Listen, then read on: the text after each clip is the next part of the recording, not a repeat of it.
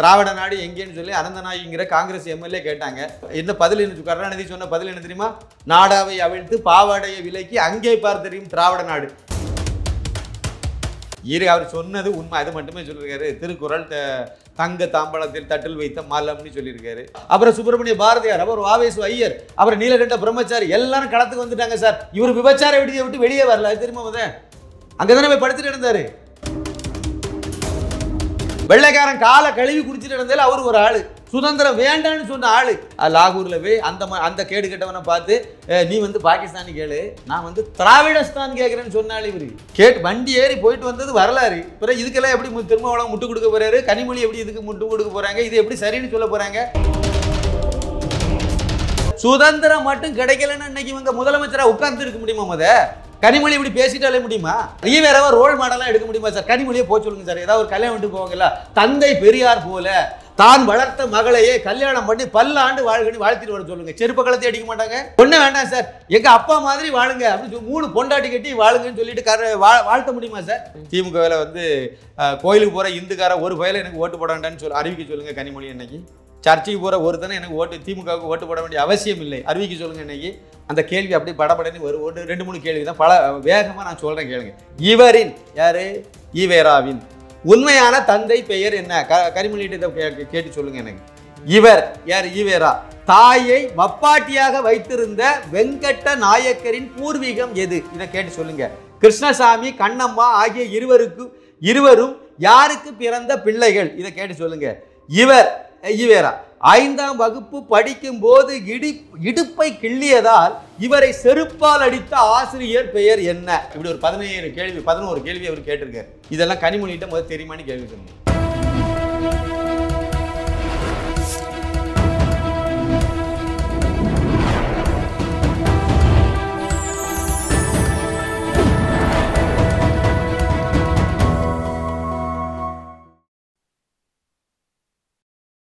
Channel 5 Tamil நேயர்களுக்கு வணக்கம். இன்றைய நேர்காணலில் நம்மோடு பேச இருப்பது எழுத்தாளர் சின்னப்பா கணேசன் அவர்கள். சார் வணக்கம் சார். வணக்கம். சேனல் 5 நெஞ்சங்களுக்கு எனது பணிவான வணக்கம் சார். இந்த சீமான் அப்புறம் பெரியார் திராவிட கழகத்திலேருந்து ஒரு சர்ச்சை போய்கிட்டு இருக்கு. பெரியாரை அப்படி சொல்லிட்டார், அப்படி சொல்லி மாறி பேசிகிட்டு இருக்கிறாங்க. இதற்கெல்லாம் எல்லா கூட்டணி கட்சியில் இருக்கவங்கலாம் யாருமே வாய் திறக்கலை. கனிமொழி அவர்கள் இதுக்கு பல விஷயம் பேசிகிட்டு இருக்காங்க. இதில் அண்ணாமலையும் சீமானும் ஒன்று தான், 2 பேரும் சங்கிகள்லாங்கிற மாதிரிலாம் சங்கிக்கு தானே அப்படிங்கிற மாதிரி ஒரு பேச்செல்லாம் பேசுகிறாங்க. இதை எப்படி பார்க்குறீங்க? அப்படி உண்மையிலே தந்தை பெரியார் அவர்கள் பேசினது அந்த பத்திரிகையில் வெளியிட்டாங்களா? அது என்னதான் சார் அப்போ உள்ள இதில் இருக்குது? அதாவது உனக்கு காமம் வந்துச்சுன்னா உங்கள் தாயை கூட போய் படுன்னு சொன்னது உண்மைதானே? அந்த வார்த்தை அது உண்மையா சார்? ஆமாம், சகோதரி கூட போய் படுன்னு சொன்னது உண்மைதானே? உண்மைதான் சார். அது அப்படி இருக்கா? அப்படி இல்லைன்னா அந்த விடுதலை பத்திரிகையை வெளியிட சொல்லுங்க. அதை எல்லாமே இவர் வச்சிருக்காரு. வீரமணி கையில் இருக்குது எல்லாமே. அதில் உள்ள பழைய பத்திரிகைகளை என்னென்னலாம் எழுதினாரோ அதெல்லாம் எடுத்து வச்சு தான் இவங்க புத்தகமாக வெளியிட்டிருக்காங்க. இல்லைன்னா இந்த ஆனைமுத்து ஐயா எழுதுனா புத்தகத்தை வாங்கி படிக்க சொல்லுங்க. இவங்களை யார் இல்லைன்னு சொல்கிறாங்களோ அவரு கூடவே இருந்தது அவர் தான். அவர் எழுதின புக்கு பல வால்யூம்கள் இருக்குல்ல, அதை வாங்கி படிக்க சொல்லுங்க. இதில் அந்த சுப்புன்னு அவங்க எழுதின புக்கு, இந்த திராவிட மாயைன்னு இருக்கும், அதை வாங்கி படிக்க சொல்லுங்க. அல்ல இருக்கா இல்லையாங்கிறது இப்போ ஒன்றும் வேண்டாம் சார். அவங்க கையில் தானே அந்த விடுதலை பத்திரிகையை கையில் தானே எல்லாம் வச்சுருக்காங்க, பழைய ஃபைலெல்லாம் கூட வச்சுருக்காங்கல்ல, அதை வெளியிட சொல்லுங்கள். அன்னைக்குள்ள பத்திரிகையை வெளியிட சொல்லுங்கள். அதில் இருக்கா இல்லைங்கிறத நம்ம பார்த்துக்கலாம், 2வது பேசிக்கலாம் அதை பற்றி. அவர் சொன்னது உண்மை, அது மட்டுமே சொல்லியிருக்காரு. திருக்குறள் தங்க தாம்பலத்தில் தட்டில் வைத்த மாலம்னு சொல்லியிருக்காரு. இதை விட வேறு திருக்குறள் இதை விட வேற எவன் இழிவுபடுத்த முடியும்னு சொல்லுங்கள். எப்படி இழிவுபடுத்துவீங்க சொல்லுங்கள்? அதாவது பறச்சிகளுக்கு எல்லாம் ஜாக்கெட்டு போட ஆரம்பிச்சதுனால தான் பருத்தி விலை கூடி போச்சுன்னு அவர் தான் சொன்னார். இல்லைன்னு சொல்ல இந்த வார்த்தை அவர் பதிவு பண்ணியிருக்காரு. இன்னும் நிறைய கெட்ட வார்த்தையெல்லாம் பதிவு பண்ணி வச்சிருக்காரு. திருமாவளவன் அவர்கள் இன்னைக்கு பத்திரிகையாளர் கேட்ட கேள்விக்கு தமிழை காட்டுமிராண்டித்தனம் என்று சொல்வது என்ன அது அவ்வளவு தொன்மையானது அந்த அர்த்தத்துல சொல்லியிருக்காங்க கூட அவர் சொல்லியிருக்காரு. பாதியை ஒத்துக்கிட்டாரு. அவர் சொல்லலைன்னு சொல்லல, அதுக்காக வேண்டி திருமாவளவனுக்கு ஒரு நன்றி சொல்லலாம். இல்ல அதை நம்ம அறிவியல் ரீதியா புரிஞ்சுக்க. என்ன அறிவியல் இதுல இருக்கு? காட்டுமிராண்டித்தனம் மொழினா என்னன்னா அவ்வளோ பழமையானது. அதான் அந்த மொழியில அவர் சொல்லியிருக்கிறார். இதுல என்ன சொல்லிட்டு தமிழ் வார்த்தையை பயன்படுத்தாத, தமிழ் வார்த்தைக்கு இங்கிலீஷ் லெட்டரை போடுறேன்னு அவர் சொன்னார். அது எதுக்கு சொன்னார்? அப்போ அவர் சொல்லி வச்சிருக்காரா இல்லையா? ஈவேரா தமிழ் வார்த்தையை நீ பயன்படுத்தாத, அதேமாதிரி வேலைக்காரிட்டு நீ இங்கிலீஷில் பேசி, இதெல்லாம் தமிழை வழக்குக்கு வேண்டி பண்ணாருன்னு இவர் சொல்லுவார். நம்ம நம்பணும், அப்படி தானே? வேலை கேட்டால் இது ஒரு மொழியான்னு சொல்லியிருக்காரு. தமிழை இழிவுபடுத்தி பேசியிருக்காரு. இதை படிக்காத அந்த சரி என்னன்னு சொல்லியிருக்காரு. திரு சீமான் அவர்கள் இன்னொன்னே குறிப்பிட்டிருக்காரு, அம்பேத்கரையும் பெரியாரையும் ஒன்று வச்சு பார்க்காதீங்க அப்படின்னு சொல்றாங்க. இது எப்படி பார்க்குறீங்க? ஏன்னா பெரியார் சொன்ன வார்த்தைகள், இந்த தேவையில்லாத வார்த்தைகள், அம்பேத்கர் அவர்கள் வந்து ஒரு தனி கொள்கை, தனி ஒரு எல்லா மக்களுக்குமான ஒரு விஷயத்த சொல்லி ஒரு அவருடைய சித்தாங்கம் பேச்சுக்கள்லாம் வேற மாதிரி இருக்கு. இது கூட நீங்க ஒப்பிட்டு பார்க்குறீங்கன்னு இந்த ஒரு குற்றச்சாட்டு வைக்கிறார். கரெக்டாக தான் கேட்குறாரு. அம்பேத்கர் வந்து இந்தியா முழுக்க தெரிஞ்ச ஒரு தலைவர் சார். அவர் ஒரு சட்ட நிர்ணய சபை தலைவராக இருந்து சட்டத்தை நம்ம இன்னைக்கு வச்சிருக்கக்கூடிய பின்பற்றக்கூடிய சட்டத்துக்கெல்லாம் அந்த குழுவில் அவர் தான் தலைவராக இருந்தார். 7 பேர் கொண்ட குழுவில் அவர் தலைவராக இருந்தார். சரி, அதெல்லாம் பண்ணினார். இந்தியா முழுக்க உள்ள பட்டியலின சமுதாய மக்களுடைய முன்னேற்றத்துக்கு அவர் பாடுபட்டார். இதெல்லாம் தெரியும். இடஒதுக்கீடு இன்னைக்கு வந்து அன்னைக்கு 10 வருஷத்துக்கு கொடுத்தாங்க. அப்புறம் 10 வருஷமாக தள்ளிட்டு இன்னைக்கு ஒரு 70 வருஷத்தை தாண்டி போயிட்டு இருக்காங்க. அந்த இதுக்கெல்லாம் அவர் தான் காரணம். இவர் என்ன பண்ணார் சொல்லுங்க? அவர் அரசியல் அந்த சட்ட ரீதியாக அதை கொண்டு வந்தார். அதனால் அம்பேத்கர் வந்து இந்த இடஒதுக்கீடை கொண்டு வந்தார். தாழ்த்தப்பட்ட மக்கள்னு சொல்லக்கூடியவங்களெல்லாம் முன்னேறதுக்கு ஒரு வழிவகையை செய்தாருன்னா ஏற்றுக்கலாம். அம்பேத்கருக்கும் பெரியாருக்கும் அப்போ கொள்கை இந்த வார்த்தைகள் எல்லாமே அம்பேத்கர் வந்து சுதந்திரம் வேண்டான்னு சொல்லலை சார். ஓகே, அம்பேத்கர் சுதந்திரம் வேண்டான்னு சொல்லலை. ஈவேரா சுதந்திரம் வேண்டான்னு சொன்னார் சார். ஒரு சின்ன தகவல் சொல்கிறேன் உங்களுக்கு. இளைய தலைமுறைகளுக்கு நிறைய பேருக்கு தெரியக்கூடிய விஷயம். கடைசி 100 வருஷங்கள் எடுத்துருங்க. சுதந்திர போராட்டத்தின் கடைசி 100 ஆண்டுகள். அதில் எடுத்தீங்கன்னா 1947 நீங்கள் முன்னாடி 1848 நீங்கள் எடுத்துடுங்க. ஒரு 100 வருஷத்தை நீங்கள் எடுத்துடுங்க. 1872 பிறந்தது வ.உ. சிதம்பரம் பிள்ளை. 1879 பிறந்தது ஈ.வே. ராமசாமி.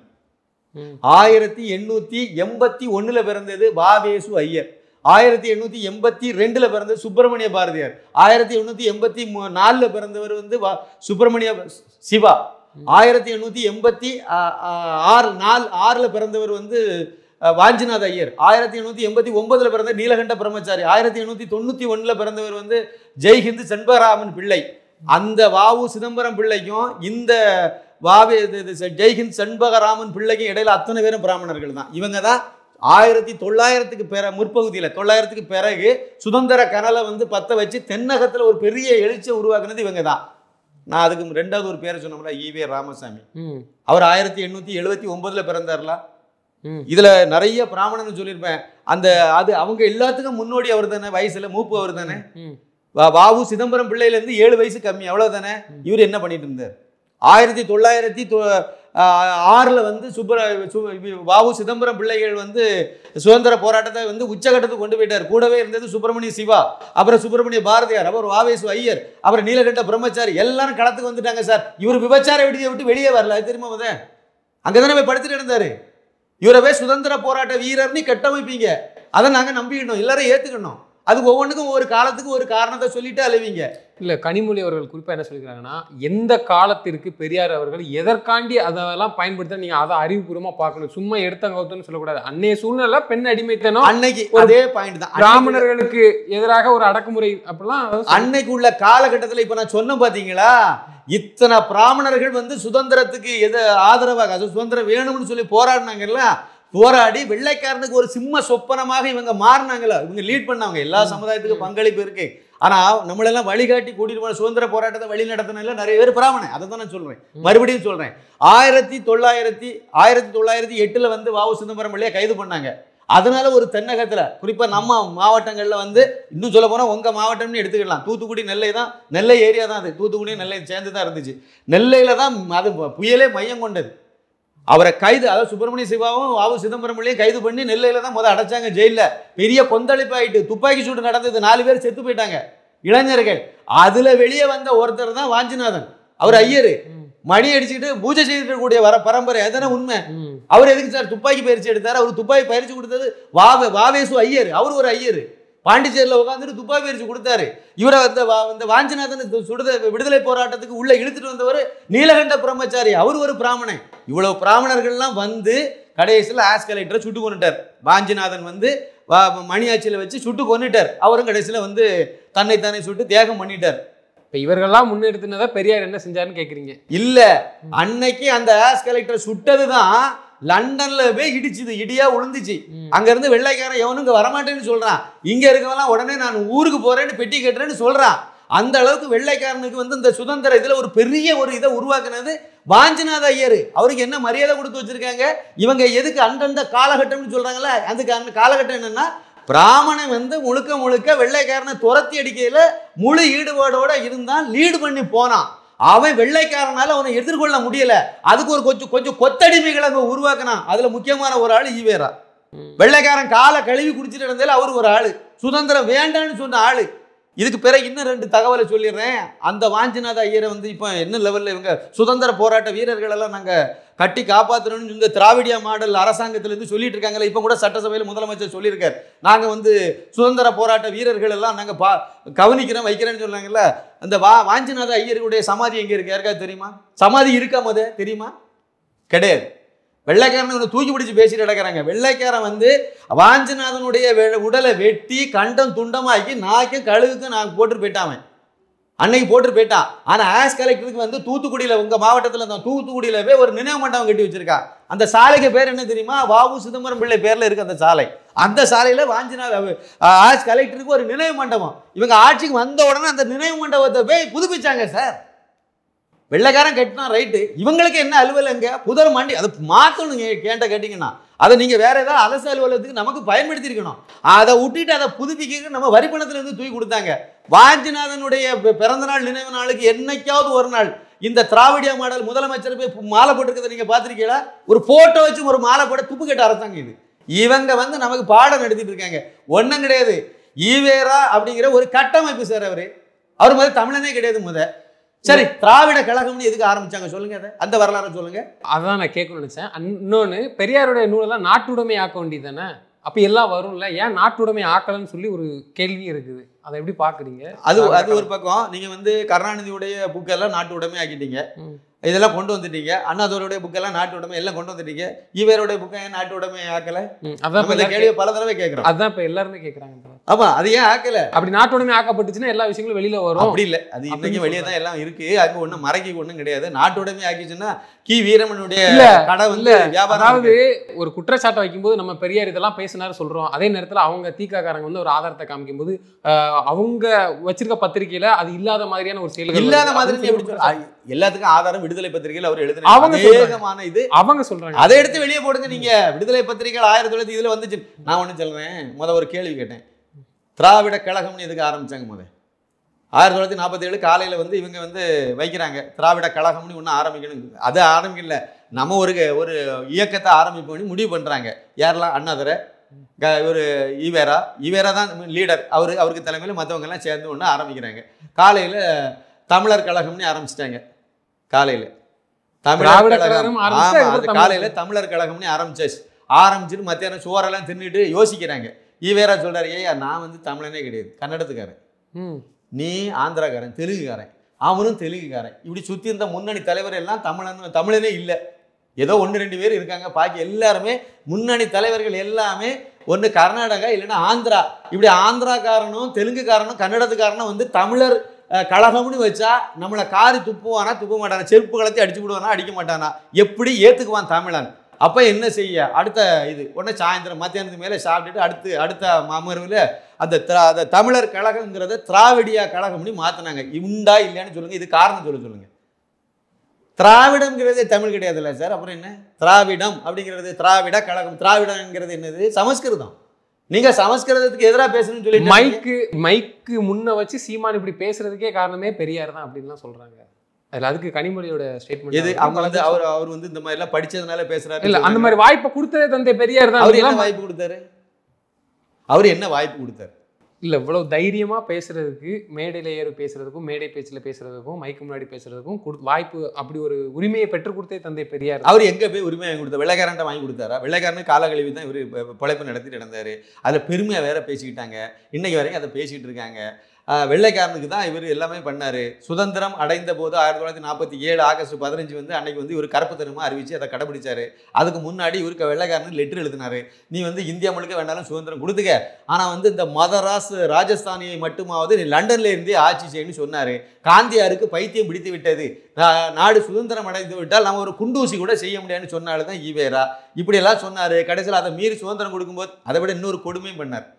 அதாவது பாகிஸ்தானின் தனிநாடு பிரிய போகுது, பிரியதற்காக வந்து முகமது அலி ஜின்னா போராட்டத்தில் உச்சக்கட்டத்தில் போனோன்னு இங்கேருந்து வண்டி ஏறி போய் லாகூரில் போய் அந்த கேடு கட்டவனை பார்த்து நீ வந்து பாகிஸ்தானி கேளு, நான் வந்து திராவிடஸ்தான் கேட்குறேன்னு சொன்னாலே இவர் தமிழகத்தை தனி நாடாக்குறேன்னு சொல்லல, தமிழ்நாடு கேட்கிறேன்னு சொல்லல சார்.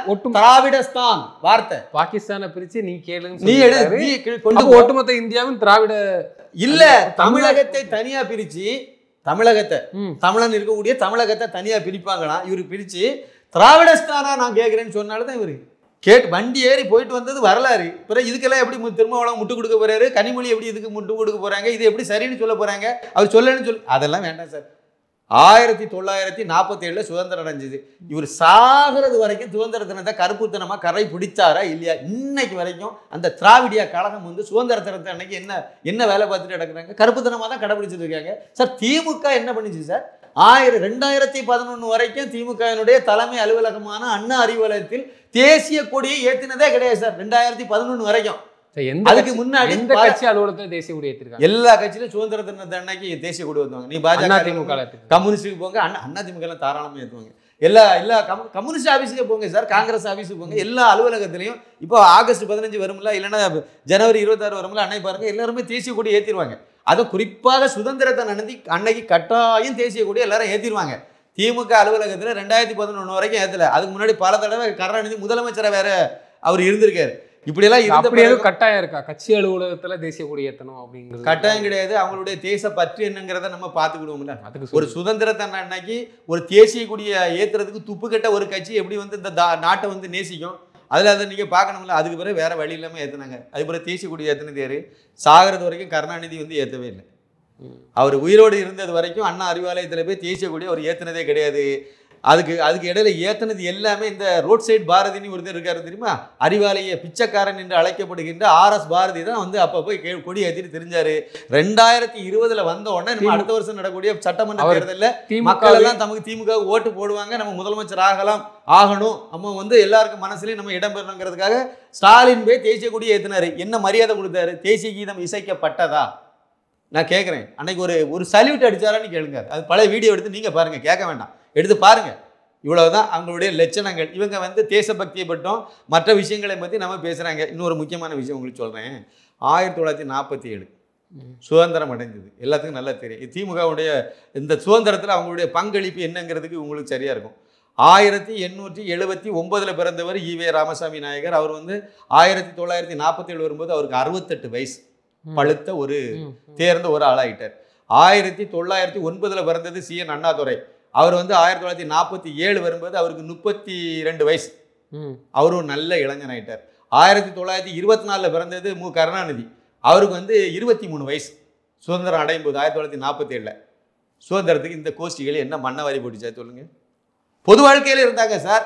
உங்க அப்பாவே எங்க அப்பாவே கேட்க முடியாது, அவங்க சாதாரண சாமானியன்கள். ஆனா இவங்க எல்லாம் பொது வாழ்க்கையில இருந்தவங்க. ஆனா அப்படி சுதந்திரத்துக்காக போராடினவர்களுக்கு மணிமண்டபம் இதெல்லாம் இந்த திராவிட மாடல் அரசுல கட்டி கொடுத்து யாரு கட்டி கொடுத்தாங்க? யாரு கட்டி கொடுத்தாங்க? வாஞ்சிநாதர் கட்டி கொடுத்தாங்க. சொல்லுங்க. 1957 காமராஜர் அவர்கள் வந்து அங்க ஒரு மணிமண்டபம் கட்டுறதுக்கு செங்கோட்டையில ஒரு அடிக்கல் நாட்டினார். 1986 வாஞ்சிநாதனுடைய 100ஆண்டு விழாவை முன்னிட்டு செங்கோட்டையில வாஞ்சிநாதனுக்கு ஒரு சிலை வச்சாரு, எம்ஜிஆர் வச்சார். 1986 MG ராமச்சந்திரன் வச்சார். அவருக்கு மணிகண்டன் மண்டபத்துக்கு அடிக்கல் நாட்டது காமராஜர். அதுக்கு பிறகு பல தடவை கருணாநிதி முதலமைச்சராக இருந்திருக்காரு. அந்த வேலையை அவர் செய்யவே இல்லை.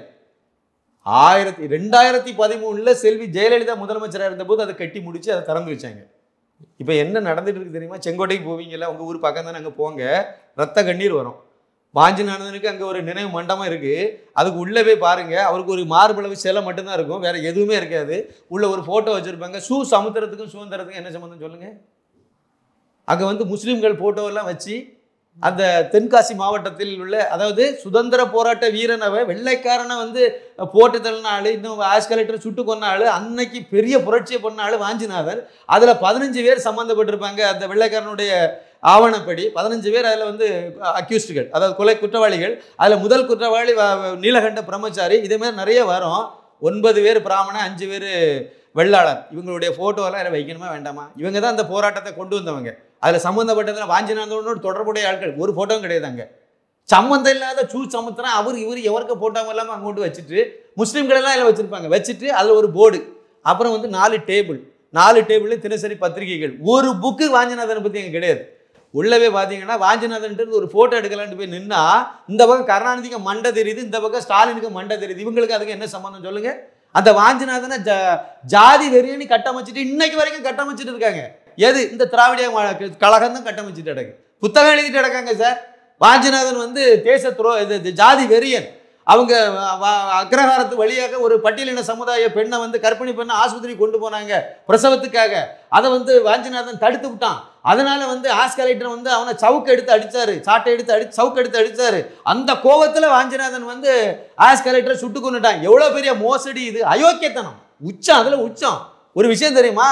ஆஸ்கலேட்டர் இருந்தது நெல்லை ஏரியாவில், செங்கோட்டை இருந்தது திருவிதாங்கூர் சமஸ்தானத்துக்கு கட்டுப்பாட்டில். அன்னைக்கு இது சம்பவம் நடந்தது எப்போ? 1911 வாஞ்சிநாதன் வந்து ஆஸ்கலேட்டரை சுட்டு கொண்டுட்டாரு. அப்ப இது அப்ப அதுக்கு முன்னாடி தானே நடந்திருக்கணும். 1911க்கு முன்னாடி எவன் அங்க ஆஸ்பத்திரியில் போய் டெலிவரி பார்த்தா? எவளுக்கு பார்த்தீங்க சொல்லுங்க? யாராவது ஒரு பொம்பளை சொல்லுங்க. எங்கேயாவது நடந்தா வெள்ளைக்காரன் ஆஸ்பத்திரியில் வெள்ளைக்காரன் வேணா நடத்தியிருக்கலாம். ஒருவேளை அப்படி நீங்க ஒரு விவாதத்துக்கு எடுத்தா கூட பாளையங்குட்டையில தானே ஏதாவது ஆஸ்பத்திரி கட்டியிருப்பான் அவன் வெள்ளைக்காரன். ஆனா அவன் நெல்லை சீமையை தான் கையில வச்சிருந்தான். அங்கதானே ஆஸ்பத்திரி வச்சிருப்பான். செங்கோட்டையில இருந்து பாளையங்குட்டைக்கு எவ்வளவு தூரம்? 85 கிலோமீட்டர். கூகுள்ல தட்டி பாருங்க, 80க்கு மேல காணிக்கும். அன்னைக்கு வந்து 1911க்கு முன்னாடி 1907, 8, 6 அந்த வருஷத்துல அங்க ஒரு கல் ரோடு தான் சார் இருந்திருக்கும், ஒரு மண் ரோடு இருந்திருக்கும். அங்க இருந்து ஒரு பெண்ணை நீங்க கற்பனை பண்ணா பாளையங்குட்டையை கொண்டு வரதுக்கு முன்னாடி டெலிவரி ஆகி அது 3 நாள் ஆயிருமே. அதானே எதார்த்தம்? இப்படி கதையை அளந்து வச்சிருக்காங்க. இவர் அங்க போனாரு பண்ணினாரு. இன்னொன்று முக்கியமான விஷயம் தெரியுமா? அது செங்கோட்டை இருக்குல்ல, அங்க ஒரு பிராமண குடி இருக்குல்ல, அக்ரஹாரம் இருக்குல்ல, அதுக்கு உள்ளால ரோடே கிடையாது. அதுக்கு அவுட்டர்ல வெளியே தான் ஒரு ரோடே போகுது, மெயின் ரோடு. அதுக்குள்ள என்ன அலுவல் இருக்கு? பக்கத்துல எந்த கிராமத்துல உள்ள அதுக்குள்ள வந்தா அவ்வளவு அயோக்கியத்தனம். இன்னைக்கு வரைக்கும் கட்டமைக்கிறாங்களே. காந்தராஜு ஒரு ஆளு அதை பத்தி பேசிட்டே இருக்காரு, இப்படியே சொல்லிட்டு இருக்காரு. அவர் போனாரா இல்லைன்னு தெரியாது. டாக்டர் வேற அவரு. அந்த ஊருக்கு போய் எட்டி பார்த்தாரா இல்லையான்னு எனக்கு தெரியாது. பல தடவை நான் போயிட்டேன். இவங்க தான் சொல்றாங்க நாங்க வந்து சுதந்திர போராட்ட வீரர்கள் எல்லாம் நாங்க வந்து பெருமைப்படுத்துறோம். என்ன பெருமைப்படுத்தினாங்க? வாஞ்சிநாதனுக்கு வீடு எங்க இருக்குன்னு யாருக்காவது தெரியுமா? அங்க போய் கேளுங்க, தெரியாது. அக்கரகாரத்துல போய் கேளுங்க சார். செங்கோட்டையில வாஞ்சிநாதனுக்கு வீட்டுக்கு முன்னாடி வந்து அயன் பண்ணிட்டு இருக்கேன், அவன்கிட்ட கேட்ட தெரியாது சார். அந்த வீடை நீங்க எடுத்து அவருக்கு வந்து அதை நினைவு மண்டபமா வச்சிருக்கணுமா வேண்டாமா? அவர் பயன்படுத்தின பொருட்கள் எல்லாம் வச்சிருக்கணுமா வேண்டாமா? அவ்வளவு அயோக்கியத்தனம் பண்ணி வச்சுக்கிட்டு இவங்க வந்து சுதந்திரத்துக்காக வந்து பண்ணணும். இவரு தான் வந்து எல்லாம் பண்ணாரு. சுதந்திரம் மட்டும் கிடைக்கலன்னு இன்னைக்கு இவங்க முதலமைச்சரா உட்கார்ந்து இருக்க முடியுமா?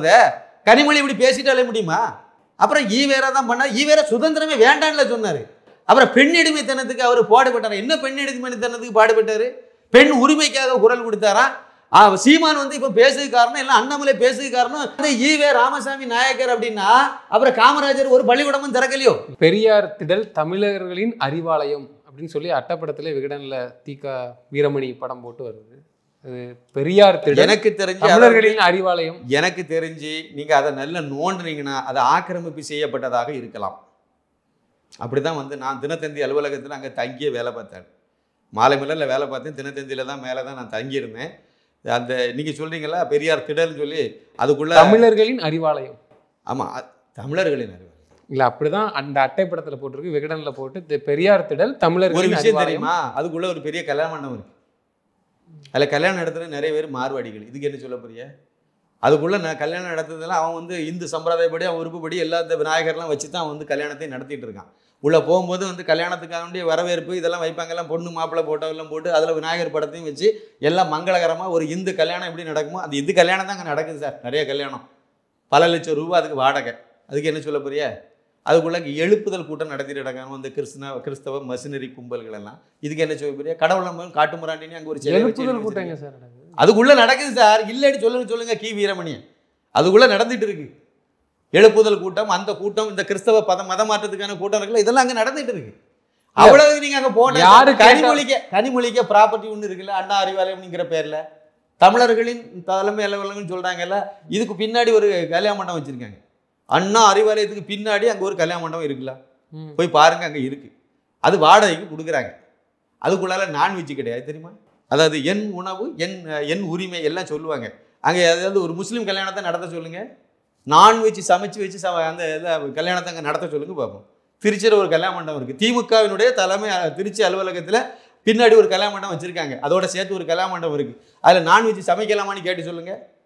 இவங்க சொல்கிறாங்க ஊருக்கெல்லாம் உபதேசம் பண்ணி இந்த ஈவேராவை தான் எல்லாம் பண்ணாரு, அது பிறகு வீரமணி பண்ணுறாருன்னு சொல்கிறாங்க. ஒரு சமூக நீதியெல்லாம் இவங்க தான் கட்டி குத்தகைக்கு எடுத்து வச்சுருக்காங்க. திருச்சியில் வந்து வல்லம்னு ஒரு இடத்துல வந்து மணியம்மை பெரியார் தொழில்நுட்ப பல்கலைக்கழகம்னு ஒன்று இருக்குது, நிகர்நிலை பல்கலைக்கழகம். இடஒதுக்கீடு கிடையாது தெரியுமாங்க, கோட்டா சிஸ்டம் கிடையாது சார். எஸ்சிக்கு கோட்டா கிடையாது, பிசி கோட்டா கிடையாது, எஸ்டி கோட்டா கிடையாது, ஒரு கர்மம் அங்கே கிடையாது தெரியுமா? கேளுங்க, அவர் தான் இணை வேந்தறதுக்கு. திறமை இருக்கிறவர்களுக்கு வாய்ப்பு, யாரா வேணா வந்துட்டு போங்க. பட் அப்போ உங்க கல்லூரிகள்ல வந்து கோட்டாவில் வந்து நீங்க பட்டியலின சமுதாய மக்களுக்கு வாய்ப்பே கொடுக்குமா? அப்புறம் என்ன சமூக நீதி? அங்க வேலை பார்க்கறதுலயும் இது கிடையாது தெரியுமா? நான் போன் பண்ணி கேட்டேன், நான் போன் பண்ணியே பேசினேன், அதனுடைய நம்பரை எடுத்து நானே அதை ஒரு கிராஸ் செக் பண்ணுன்னு சொல்லிட்டு அதை கேட்டேன். கேட்கும்போது தான் அந்த பெரிய அவங்க கட்டுப்பாட்டில் வச்சிருக்கக்கூடிய அந்த நிகர்நிலை பல்கலைக்கழகத்தில் அங்கே படிக்கிற மாணவிகளுக்கும் இடஒதுக்கீடு கிடையாது, எஸ்சி கோட்டாவும் கிடையாது, ஒரு கோட்டாவும் கிடையாது.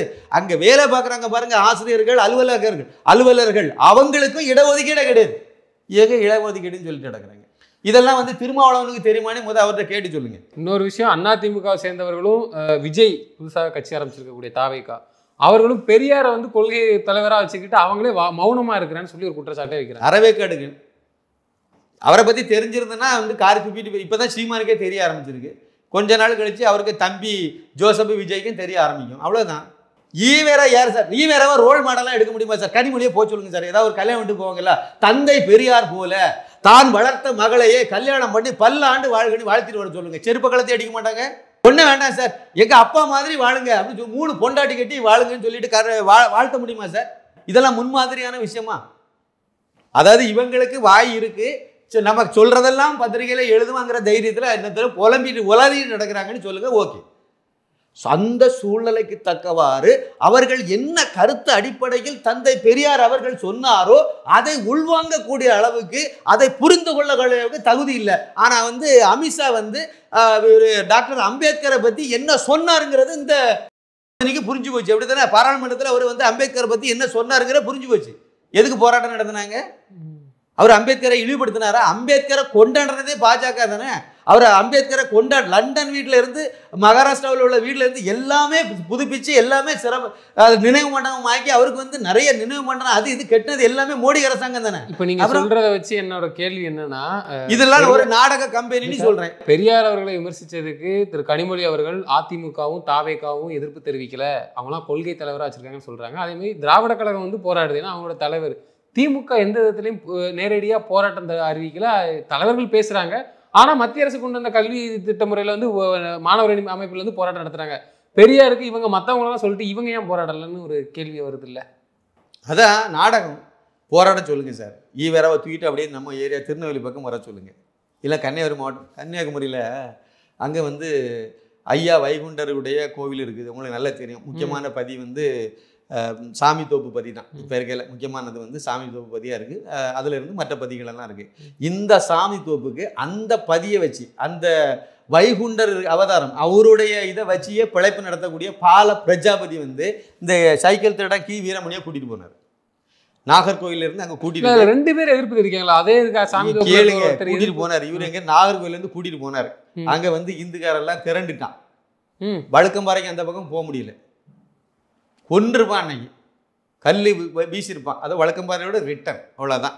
கூட்டிகிட்டு போங்க, அங்கே ஒரு அனௌன்ஸ் பண்ணிட்டு கூட்டிட்டு. இந்த கேள்வி முக்கியமாக பார்க்கப்படுது. திமுகவில் இருக்கக்கூடிய முக்கிய மாவட்ட செயலாளர்கள், குறிப்பாக தென் தமிழகத்தில் இருக்கக்கூடிய எம்எல்ஏ, மாவட்ட செயலாளர், அமைச்சர்களாக இருக்கட்டும், பெரியாரை பேசுனதுக்கு ஒரு சில பேர் திமுகவுடைய தலைவர்கள் பேசுகிறாங்க. திக வந்து போராட்டமே நடத்துது. பாண்டிச்சேரியில் கூட நாம் தமிழர் கட்சி அலுவலகத்தில் வந்து முற்றுகையிட்டாங்க, போராட்டாங்க. கனிமொழி அவர்களும் திமுகவை சேர்ந்த ஒரு சில துரைமுருகன் போன்றவர்களும் சொல்றாங்க, இந்த மாதிரி பேசுறது சீமான் அவர்கள் மருத்துவமனைக்கு சென்று தன்னை சுய மருத்துவமனை போறது. ஆனா திமுக காரங்க ஏன் அவங்க தலைவர் ஒரு கேள்வி கேட்கிறேன். சீமான் மருத்துவமனை போட்டு அது 2வது சோதனை பண்ணுவோம். இவங்களுடைய கொள்கைப்படி இவங்க எல்லாம் ஈவேராவுடைய கொள்கை தலைவராக நாங்கள் இருக்கோம், ஒரு கொள்கையை தான் நாங்கள் ஏற்றுக்கிறோன்னு சொல்லிட்டாங்க சார். அதில் விஜய் வந்து கொஞ்சம் சைடு வாங்கிட்டார். அதாவது அவருடைய கடவுள் மறுப்பை மட்டும் நாங்கள் ஏற்றுக்கல, மற்றதெல்லாம் நான் ஏற்றுக்கிறேன்னு சொல்லிட்டாரு. அதனால் அவரை மன்னிச்சு விட்டுருங்க. விஜய் சேர்க்காதுங்க, ஏன்னா லாஜிக் படி அவர் வந்து அந்த வார்த்தையை பயன்படுத்திருக்கனால அவரை விட்டுருங்க. திமுகவுடைய கொள்கை என்னது? ஈவேராவுடைய கொள்கை தானே திமுகவுடைய கொள்கை. அவருக்கு கொள்கை என்னது? கடவுளை நம்புவன் காட்டு முராண்டி தானே. திமுகவில் வந்து கோயிலுக்கு போகிற இந்துக்கார ஒரு பயில எனக்கு ஓட்டு போட வேண்டான்னு அறிவிக்க சொல்லுங்கள் கனிமொழி. இன்னைக்கு சர்ச்சைக்கு போகிற ஒருத்தனை எனக்கு ஓட்டு திமுகவுக்கு ஓட்டு போட வேண்டிய அவசியம் இல்லை, அறிவிக்க சொல்லுங்கள். இன்னைக்கு மசூதிக்கு போகக்கூடிய யாருமே வந்து எங்களுக்கு ஓட்டு போட வேண்டியதில்லை, திமுகவில் இருக்க வேண்டிய அவசியம் இல்லைன்னு சொல்லுங்க பார்ப்போம். இன்னைக்கு தைரியம் இருக்கான்னு கேளுங்க. தைரியமா சொல்லுங்க சார். கொள்கை தானே சார் அது. அண்ணா பல்கலைக்கழக பாலியல் விவகாரத்துக்கு எந்திக்காத திமுக நிர்வாகிகள் தந்தை பெரியாரை விமர்சித்ததுக்காண்டி இவ்வளவு கொந்தளிக்கிறாங்களா, அதை எப்படி பாக்குறீங்க? ஆமா, அதுதான் நாடகம். ஒரு விஷயம் தெரியுமா, அது குறிப்பா மகளிர் அணி திமுக மகளிர் கனிமொழி அவர்கள் கொந்தளிக்கிறதா ஒரு விஷயம் தெரியுமா, ஈவேரெல்லாம் ஒரு வெங்காயம் அது இல்ல. திமுக காரர்கள் கருணாநிதி அவர்கள், முன்னாள் முதல்வர் கருணாநிதி அவர்களா இருக்கட்டும், கனிமொழி அவர்கள் இருக்கட்டும், பெரியாரை வந்து ரொம்ப பெருசா கொண்டாடுறாங்கல்ல அவங்களுடைய தலைவர். ஆமாம், கொண்டாடுறாங்க. இந்த நேரத்தில் நான் உங்களுக்கு ஒன்று சொல்லணும், மறந்து போச்சு, அது கொஞ்சம் திருப்பி எடுத்துவோம். 1966 அப்போ வந்து கனிமொழியுடைய தந்தையார் கருணாநிதி அவர்கள் வந்து சட்டமன்றத்தில் பேசின 1966 மார்ச் மாதம் 11ஆம் தேதி சட்டசபையில் ஒரு இதை சொன்னார். ஒரு பத்திரிகையில் வந்த செய்தியை வந்து அங்கே வாசித்தார். அப்படி வந்ததாக சொல்லி வாசித்தார். பின்னாடி அது என்ன கதைன்னு நான் சொல்கிறேன். பத்திரிகைகள் மீது பாயம் சட்டம், பத்திரிகைகளுக்கு மேலெல்லாம் பாயுது. ஆனால் இந்த பத்திரிகையில் இதை எழுதியிருக்காங்க, அதை வந்து நீங்கள் கண்டுக்கவே இல்லைங்கிறதா விஷயம். அது என்னங்கிறது, எழுதினால் பேசினால் முரசொலி மாலைமணி ஆகியவற்றின் மீது பாதுகாப்பு சட்டம் பாய்கிறது. அப்போ இருந்தது காங்கிரஸ் கவர்மெண்ட். காமராஜருக்கு பிறகு பக்தவசலம் முதலமைச்சராக இருந்த அந்த காலகட்டம். நான் ஒரு பத்திரிகையில் வந்த வாசகத்தை அப்படியே படித்து காட்டுகிறேன். பேசினது கருணாநிதி இது சட்டசபையில். அதை படித்த பிறகு அமைச்சர் அவர்களுக்கு எவ்வளவு கோபம் வருமோ தெரியாது. அப்படி சொல்லி ஒரு நாசுக்கா ஒரு விஷயத்தை ஆரம்பிக்கிறார். தலைப்பு, அந்த செய்தியினுடைய தலைப்பு கம்யூனிஸ்டுகளும் நானும். இதுதான் தலைப்பு. இது கம்யூனிஸ்டுகளும் நானும்னு அவர் வந்து ஈவேரா. கம்யூனிஸ்டுகளும் நானும் அவர் தான் எழுதினது. அந்த பூ என்னது சூசகம் என்ன இல்லை வந்து இன்னும் உடச்சி சொல்லிடுவோம். அவர் எழுதினது தான், பின்னாடி அதை சொல்லுவார். அதை நாளைக்கு ரஷ்யாக்காரன் இந்த நாட்டின் மீது படையெடுத்தால் நான் ரஷ்யாக்காரனை ஆதரித்து சுட்டு கொல்லப்படும் அல்லது இந்த நாட்டு சிறையில் இருக்கவோ தான் தயாராக இருப்பேனே ஒழிய. எது ரஷ்யக்காரன் நம்ம நாட்டு கூட போர் எடுத்தா நான் ரஷ்யக்காரன் பார்க்க தான் நிற்பேன். நம்ம நாட்டுக்காரன் வந்து ஆதரவாக நான் இருக்க மாட்டேன். நீங்கள் என்னை சுட்டு கொள்ளலாம் சரிதான், இல்லை ஜெயிலில் போட்டாலும் சரிதான், அதை பற்றி எனக்கு கவலை இல்லை. காங்கிரஸ் கட்சிக்கு இந்தியா தேசாபிமானத்திற்கு அடிமையாக ஒரு நிமிஷம் இருக்க சம்மதிக்க மாட்டேன். காங்கிரஸ் கட்சிக்கு இருக்க மாட்டேன், இந்த நாட்டுக்கும் நான் அனுதாபியா இருக்க மாட்டேன். கேளுங்க, இத்தனைக்கும் நான் 9 மாற்று கம்யூனிஸ்டுக்காரன் அல்ல. இத்தனைக்கும் நான் ஒரு பத்திரமாத்து தங்கம்னு என்ன சொல்ல முடியல, அதாவது 9 மாத்து கம்யூனிஸ்டுக்காரனும் இல்லைன்னு சொல்லி ஈவேரா சொன்னதை சட்டசபையில் சொல்றாரு. என்ன சொல்றாரு, இது எவ்வளவு பெரிய தேச துரோகம்னு சொல்லி, தேச துரோகி ஈவேரா அப்படி என்பதை சட்டசபையில் கருணாநிதி அவர்கள் பேசின வாசகம் இது. இது எதில் வந்திருக்கு அப்படின்னா, இவர் ஒரு விடுதலையில் எழுதுகிற தலையங்கம். இது நான் சொன்ன அந்த இதில் வந்து விடுதலையில் பெரியார் ஈவேரா அவர்கள் 5/2/1966 விடுதலை பத்திரிகையில் இந்த தலையங்கத்தை எழுதி இருக்கிறார். இது வாசித்தது அவர் தான், கருணாநிதி தான் வாசித்தார். பாதுகாப்பு சட்டம் எங்கே போயிட்டு, இவருக்கு மேலே ஏன் தேச பாதுகாப்பு சட்டத்தை போடலை? பாதுகாப்பு சட்டம் பெரியார் என்ற பெயரை கண்ட உடனேயே மயங்கி விட்டதா அப்படி சொல்லி ஒரு கேள்வியும் கேட்கிறார். அவர் காலடியில் மண்டி விட்டதா? தேர்தலில் அவரை பயன்படுத்தி கொள்ள வேண்டும் என்ற நப்பாசை காரணமாகத்தான் அவர் மீது நடவடிக்கை எடுக்கப்படாமல் விடப்பட்டிருக்கிறதே தவிர வேறொன்றும் இல்லை. இப்படியெல்லாம் சொல்லி சட்டசபையில் வந்து கருணாநிதி பேசியிருக்காரு. இது வந்து எங்கே இருக்கு ஆதாரம் அப்படின்னா, கலைஞரின் சட்டமன்ற உரைகள் அப்படிங்கிற புத்தகத்தில் 3ஆம் பாகத்தில் பக்கம் 57 இந்த இது வந்து குறிப்பிட்டிருக்காங்க. கருணாநிதி அவர்கள் வந்து இந்த கனிமொழி சொல்லக்கூடிய அந்த தந்தை பெரியார் மீது கொண்ட மரியாதையை இப்போ சொல்லியிருக்காங்க. அப்புறம் வந்து இன்னொரு தகவலையும் சொல்கிறேன். 1949 தான் திமுக உதயம். திமுகங்கிற கட்சி அப்போ தான் உதயமாச்சுது. அது வந்து செப்டம்பர் மாதம் 17ஆம் தேதி சென்னை ஜார்ஜ் டவுன் பவளக்கார தெருவில் தான் இந்த கட்சியினுடைய தொடக்க விழா நடந்தது. அங்கே வந்து அந்த விழாவை வந்து அவங்க நடத்தினதை தொடர்ந்து ஈவேராவை கண்ணா பின்னாடி இவங்க திட்டினாங்க, அவர் வந்து இவங்களை திட்டினாரு. அப்புறம் நிறைய கேலி கூத்தெல்லாம் பண்ணிட்டு இருந்தாங்க. இதை தொடர்ந்து வந்து முரசொலி வந்து கருணாநிதியுடைய பத்திரிகை எல்லாத்தையும் தெரியும், அவர் தான் எழுதிட்டு இருந்தார், எழுதி கடைசி வரைக்கும். அந்த பத்திரிகையில் ஈவேராவை பற்றி சில கேள்விகளை கேட்டிருந்தார் கருணாநிதி. அந்த கேள்வி அப்படி படப்படன்னு ஒரு 2-3 கேள்வி தான், பல வேகமாக நான் சொல்கிறேன் கேளுங்க. இவரின் யாரு, ஈவேராவின் உண்மையான தந்தை பெயர் என்ன? கனிமொழியிட்ட கேட்டு சொல்லுங்க எனக்கு. இவர் யார், ஈவேரா தாயை வப்பாட்டியாக வைத்திருந்த வெங்கட்ட நாயக்கரின் பூர்வீகம் எது? இதை கேட்டு சொல்லுங்க. கிருஷ்ணசாமி கண்ணம்மா ஆகிய இருவரும் யாருக்கு பிறந்த பிள்ளைகள்? இதை கேட்டு சொல்லுங்க. ஈவேரா 5ஆம் வகுப்பு படிக்கும் போது இடுப்பை கிள்ளியதால் இவரை செருப்பால் அடித்த ஆசிரியர் பெயர் என்ன? பிறவியிலேயே அம்மை நோயால் ஆண்மை இல்லை என்று நிரூபணமாகிய இவருக்கு பிறந்ததாக கூறிய பெண் குழந்தை யாருக்கு பிறந்தது? எதனால் மனைவி மேல் கோபம் கொண்டு இவர் காசிக்கு எந்த வருடத்தில் துறவரம் சென்றார்? காசியில் சத்திரத்தில் வேலை செய்த பெண்மணியிடம் எதற்காக செருப்படி வாங்கினார்? தனக்கு பிறந்ததாக கூறிய பெண் குழந்தையை 5 மாதம் இருக்கும் பொழுது கற்பழித்து கொண்டதற்காக இவர் மேல் ஒரு புகார் இருந்த காவல் நிலையம் எது? தினமும் விபச்சாரிகளை அழைத்து கொண்டு வந்து கூத்தடித்தார். பிராக்கெட்ல முதல் மனைவி நாகம்மை வீட்டில் இருக்கும் பொழுது. அடுத்த வாக்கியம் அப்படியே கண்டினியூ. இது பதிவு செய்யப்பட்டு இருக்கிறது தெரியுமா? ஜெர்மனியில் ஒரு குழுவுடன் நிர்வாணமாக ஓடினார். எதற்காக? யார்? ஈவேரா நிர்வாணமா ஓடினாரு. எதுக்கு? இப்போ அந்த போட்டோ சுத்திட்டு கிடக்கு. தனது 72வது வயதில் 26 வயது மணியம்மையை மணந்து புரட்சி பண்ணினார். எதற்காக? இப்படி ஒரு 11 கேள்வி அவர் கேட்டிருக்காரு. இதெல்லாம் கனிமொழிகிட்ட முதல் தெரியுமான்னு கேள்வி சொன்னீங்க. தற்குறிகள் மற்றவங்க எல்லாம் படிக்காத ஆராசா அவர்கள் பேசும்போது, சமீபத்தில் பேசும்போது, வேல்முருகன் அவர்கள் வந்து தனது குறைய வந்து சொல்றாருன்னா அது நியாயமானது. அதாவது திமுகவுக்கு எதிர்ப்பாக வேல்முருகன் சிறிது நாட்கள் பேசினார்கள். அதை வந்து சொல்லி பேசும்போது அந்த அளவுக்கு ஒரு ஒற்றுமையான ஒரு இயக்கம் திமுக கூட்டணியில் இருந்தே திமுக ஒரு சில இதுதான் கலைஞருக்கும் அப்படின்னு சொல்லி ஒரு வரலாறு எடுத்து வைக்கிறார். என்னன்னா, எங்க கட்சிக்குள்ளேயே நாங்கள் சுதந்திரமா ஒருத்தருக்கு ஒருத்தர் பேசிப்போம். இதே திராவிட கழக வீரமணி அவர்கள் எழுதாத பத்திரிகை கருணாநிதி அவர்களை பற்றி அப்படின்னு சொல்லி அப்படி எழுதின ஒரு வார்த்தையை சொல்லி அந்த அளவுக்கு எங்களுக்கான ஒரு கட்சிக்குள்ள இருந்தாலும் ஆனால் நாங்கள் கொள்கை ரீதியா ஒன்னா இருந்தாலும் கருத்து வேறுபாடு அந்த மாதிரிலாம் பேசிப்போம் அப்படிங்கிறாங்க. அப்படி கூட அதை எடுத்துக்கலாம்ல. வடிவேல் காமெடி ஒன்றுதுமே கோவை சரளா அவங்கமே நான் இதை விட கெட்ட வார்த்தையாக பேசுவேன், அவன் எங்கேயுமே இப்படிலாம் கேட்பான். ஆனால் நாங்கள் இதெல்லாம் கண்டுக்க மாட்டோம் டார்லிங், அதை கண்டுக்காத அப்படின்னு சொன்ன மாதிரி இருக்குது. எதுக்கு சார்? என்ன புண்ணாக்கு வந்து கம்யூனிஸ்ட் அவருக்கு பாலகிருஷ்ணன் வந்து இதுக்கு முன்னாடி செயலாளராக இருந்தார், மார்க்சிஸ்ட் கம்யூனிஸ்ட் கட்சி மாநில செயலாளர். அவர் வந்து இவங்களை வந்து தமிழகத்தில் அறிவிக்கப்படாத எமர்ஜென்சி இப்போ அவசர நிலையை நடைமுறையில் இருக்குன்னு சொன்னார். சொன்னதுக்கு வந்து இவங்க என்ன பதில் சொன்னாங்க? சேகர் பாபு என்ன பதில் சொன்னார்? அவர்களுக்கு என்ன தேவையோ அது பூர்த்தி செய்யப்படும், இதுதான் சுதந்திரமும்.